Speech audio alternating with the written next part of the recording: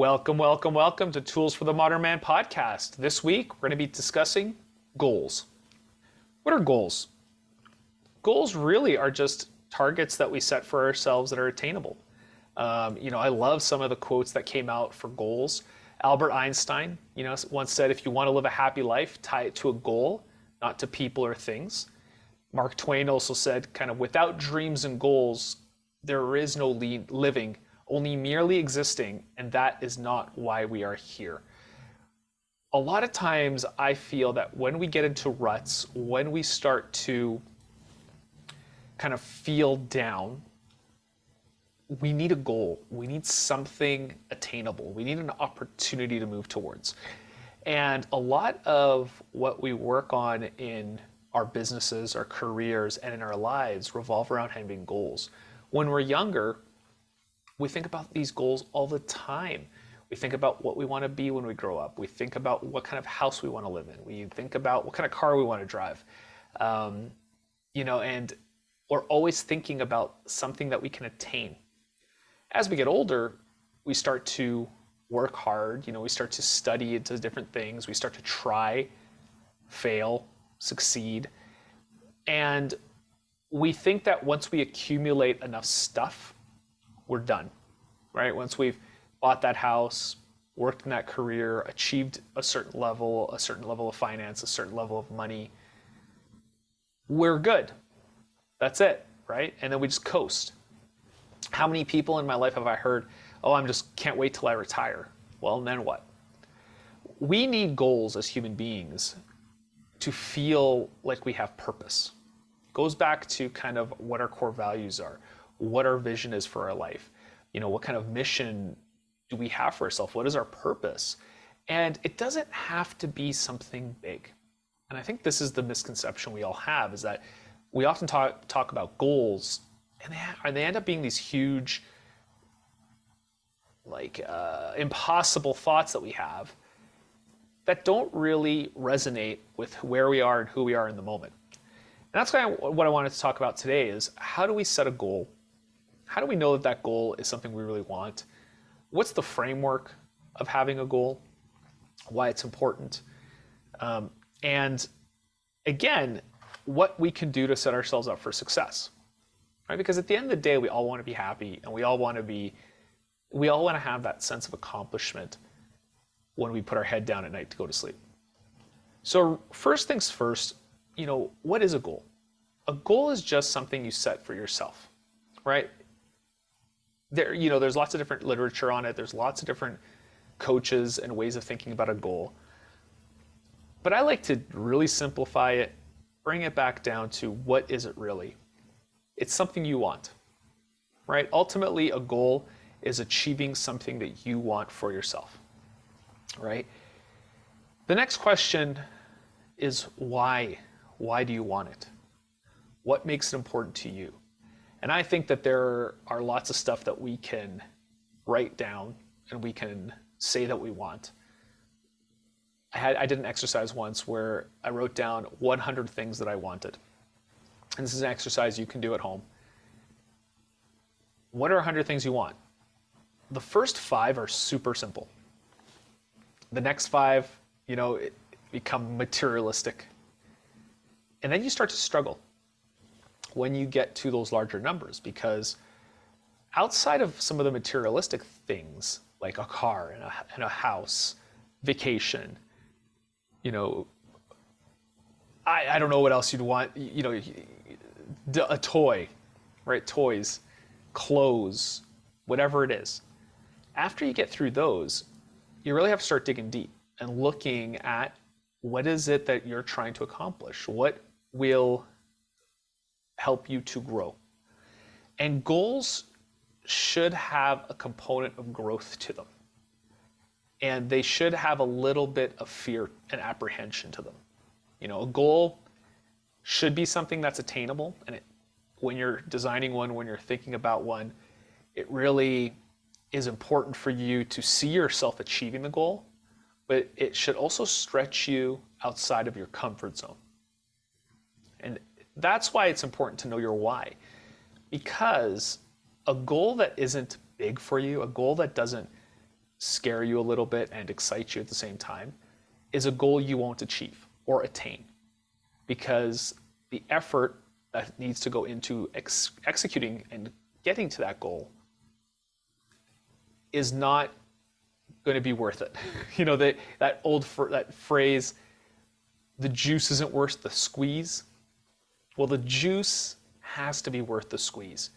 The goal has to be worth the effort. And that's why it's important to tie it to your why. So the first question, you know, I would always ask myself is what? What is the goal? And the next question is why? Warren Buffett has this one exercise that he presented to one of his colleagues when asked, you know, about how do you prioritize things, how do you accomplish things. And what he had told this guy was, write down 25 things that you want to achieve in your career. But this could apply to your life, to anything else. So write down 25 things. Now, of those 25 things, choose 5 that are most important. Right? So choose the 5 that are most important. Think about this in your life. Of the 25 things that you want to accomplish, maybe it's weight loss. Maybe it's establishing a new habit. Maybe it's saving for a big purchase. Maybe it's saving for a vacation. Maybe it's buying a house. Maybe it's learning a new skill. I picked up playing guitar. Maybe it's a new language. What is one of your goals? All of the things that you want to do in your life. And prioritize the top 5. What are the 5 things that if you did would dramatically change your life? And then what Warren Buffett said was you prioritize those 5 and then eliminate the 20. Don't even think about them anymore, because they cause distractions. And I think that's what happens to us when we goal set. When we try to set a goal, we set one, and then there's all these other little things that start to percolate into our head and start to distract us. And if we don't stay focused on the goal, we can't achieve it. We won't achieve it, because something shinier will show up and distract us from what we need to do to execute for that goal. The other question you really need to ask yourself is how long?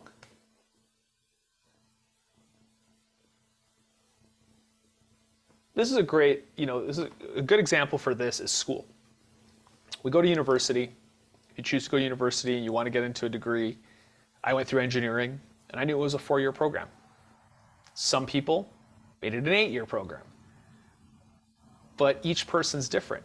So when I went into engineering, my what was go to engineering, graduate with an engineering degree. My why was because I don't know what else to do. And this is what you do. So I had the support of my family and I was allowed to, had the opportunity to go to university. That was my why. And the how long was 4 years. So for me, there was a 5th optional year, but it was essentially get done in 4 years. As you can see, when we're younger, we have less choices. I wasn't burdened with being married, having children, having to integrate other people into my whys and integrate them into my goals. And how do my goals affect them? I got to focus solely on what I want to do today and focus on that through my 4 years to execute a goal. That was one goal over 4 years. And at the end of 4 years, I finished with a degree. As we get older, we don't have that luxury of just really honing in on one thing and be single-minded focus. So when we are looking at our goals, we really need to check in with this why and how long. How long are we going to work on this? How long are we going to give ourselves before we decide to quit on something? Is it 1 year? 4 years? Is it forever? Was this something you'll work on forever? So that's another question to really ask yourself. And when you're carving out these thoughts and these goals, one of the things you really need to, I think, really need to focus on is what is going to be the cost, right? What's the cost of this goal? What are the rewards? Because I think it's really easy to see what we benefit from the goal. So let's say it's lose 20 pounds. You go to your doctor, you have your annual physical. Your doctor, if he's anything like my doctor, will say, you need to lose some weight. So you set a goal for yourself. I'm going to lose 20 pounds. The reward is feeling better, feeling lighter, being able to move more effectively, more efficiently, less pain, healthier, less strain on my heart, less strain on my organs. But what's the cost? What do I have to give up in order to achieve that goal? Well, it means I probably have to eliminate some things, right? In order to gain something, I need to eliminate something else. And that is a simple material balance. Like we used to say in engineering, it was a material balance. If I want to gain something over here, I've got to take away something from over here. So I have to eliminate something from my lifestyle. If I want to lose 20 pounds, I would have to eliminate treats, sugars, sweets. I have to, if I'm not going to completely eliminate them, I'm going to have to take them down to almost zero. I'm going to have to eliminate wine, which I love. And I, it's part of my hobbies is analyzing wines and drinking and different things of different areas. So I would eliminate that. I would also have to portion size, so cut down on how much I'm eating. So you can see that I'm going to suffer, I'm going to feel deprived of something if I focus on what I'm eliminating against the reward. And this is where you need to check in. How much do you want to achieve the goal? What is it going to do for you to have that goal accomplished, that check mark done? Because the road to the goal is challenging. It's going to test you. It's going to get you to question yourself. And I think that there's different stages for when you're goal setting and when you're trying to execute a goal. The goal setting part is fun. It's exciting. You get to think of all the things you're going to do once you achieve this goal. And then you get into an area of focus. Okay, I've decided on my goal. I really know what I want to do. So now I need to focus down and create all of the plans around it, the steps, the mini goals, everything that goes into it. And when that comes up, as you plan that out, you're going to start getting distracted. You're going to start to see the road it's going to take to achieve the goal. And that's when distraction sets in. Oh, well, I could go and do this. I could go and do that. This might be difficult. What if I change this goal? What if I, peel it back a bit?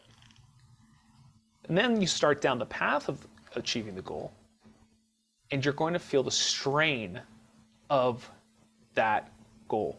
You're going to feel the discomfort of doing something that's challenging you. And that discomfort is why the why is so important.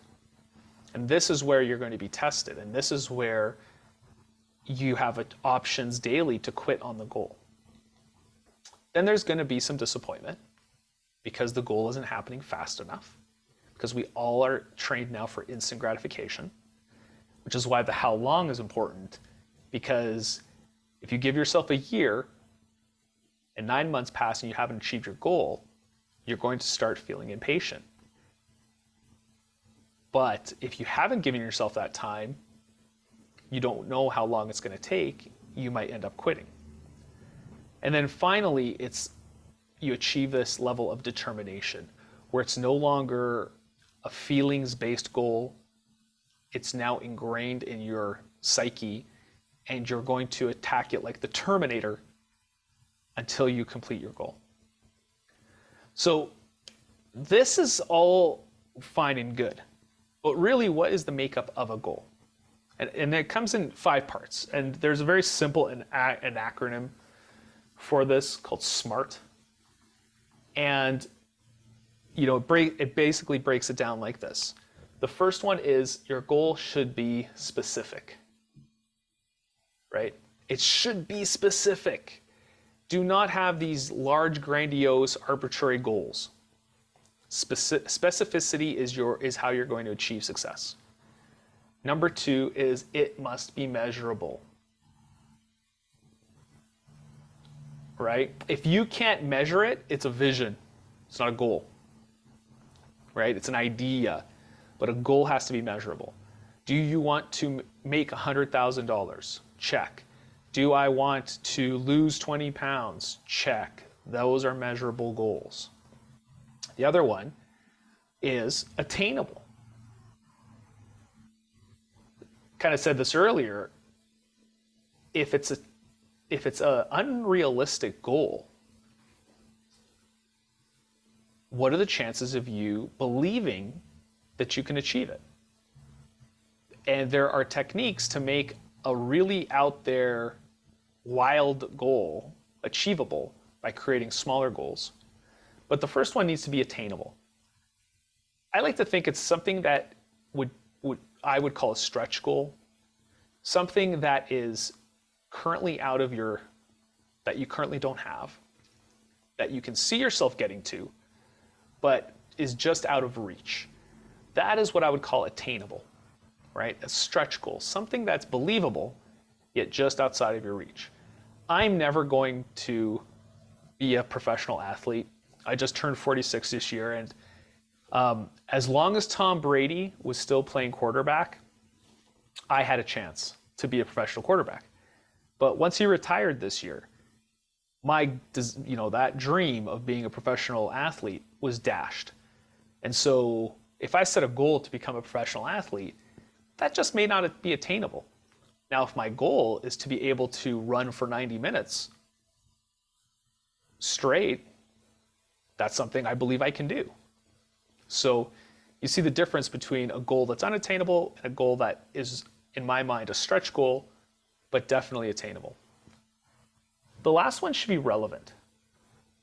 Second last one is relevant. And by relevant, I mean something that matters to you. If it doesn't matter to you, you won't do it. If it matters to someone else, if you're setting up a goal because someone else set it up for you, you're never going to achieve it. Or if you do, it's going to be a painful, painful process. So relevant is a key one. And then the last one is time. Set a deadline. And this is the most flexible one of all of them. They always say, don't change your goal, change the time it takes for you to get there. So we oftentimes over-predict what we can do in a short period of time and under-predict what we can do in a long period of time. And this is where, the tactics of goals and execution come in. But for the goal setting phase itself, just follow these 5 steps.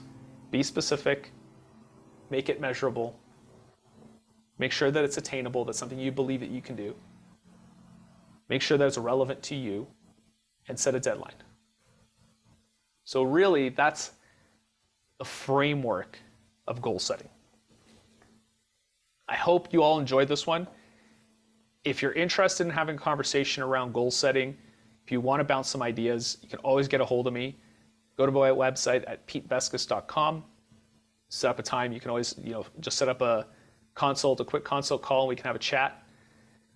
Next week, I plan on having a great guest who's going to talk about his vision of what goals are, and we'll have a good discussion around that, give you a different perspective about goals. Hope you enjoyed this week, and I look forward to talking to you all next time. Thanks. Bye.